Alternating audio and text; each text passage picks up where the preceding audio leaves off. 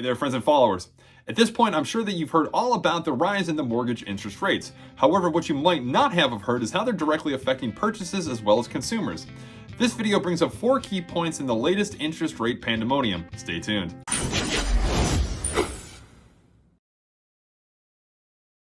So yes, as always, welcome back. Now, the headlines haven't been hard to miss.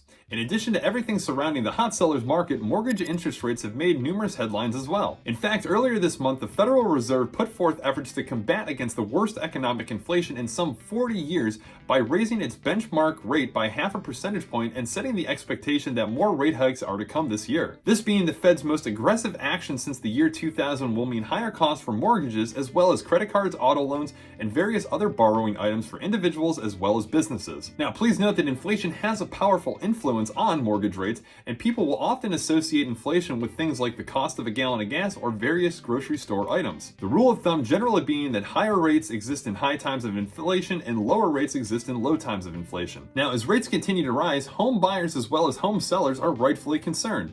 On the buying side, you may not be able to afford as much home as you did, say, about a year ago, and as a home seller, that could mean that your home might be hanging out on the market a little while longer, waiting for that right buyer to come along with finances in check. These next 4 concerns I've seen pop up numerous times in both discussions as well as conversations with customers, so I figured why not outline them and share the perspective. First item of concern being is, can we expect rates to go back down? Well, I can safely assume that mortgage interest rates will not return to their ultra-low levels anytime soon.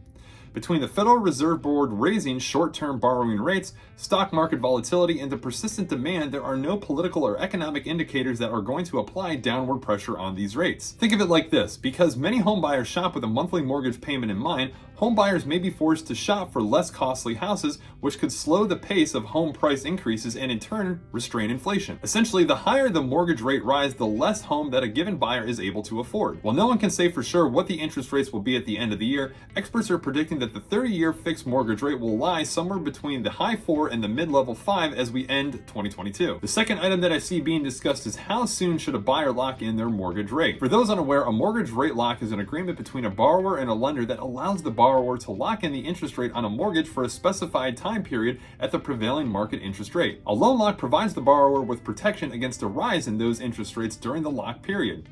If you are comfortable with the monthly mortgage payment, then best practice is to lock in that rate as soon as possible. Typical rate behavior is that rates will jump up and slowly come down. The risk is greater of them rising versus them coming down. Third item being, should I wait for rates to come back down before making a new home purchase? So here's an interesting perspective.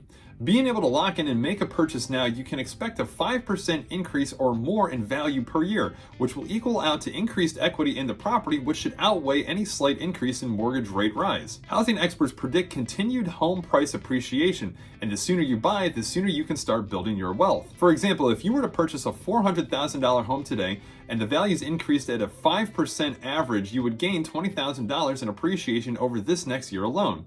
Granted, market conditions can be intimidating, but not hesitating in making your purchase can serve you well. And lastly, will higher rates mean that some individuals will not be able to make a home purchase? Well, in short, the answer is no. There's always many factors involved in getting qualified for a home loan purchase. Working with a knowledgeable mortgage lender that can help you put your plan in place is always going to be key.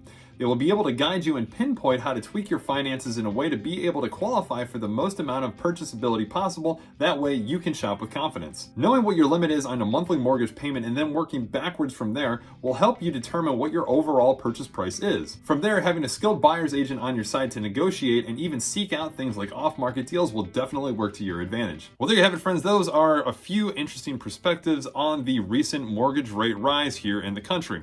Now, with this being a hot topic, I'd love to hear any insight or questions that you guys may have on the matter. So as always, drop a comment below. Let me know what you're thinking. As always, slide on over the page, give it a like and subscribe to stay up to date when great residential real estate information like this is released regarding the OCALA Marion County area. As always, thanks for tuning in, checking out the videos, and we'll catch you guys on the next.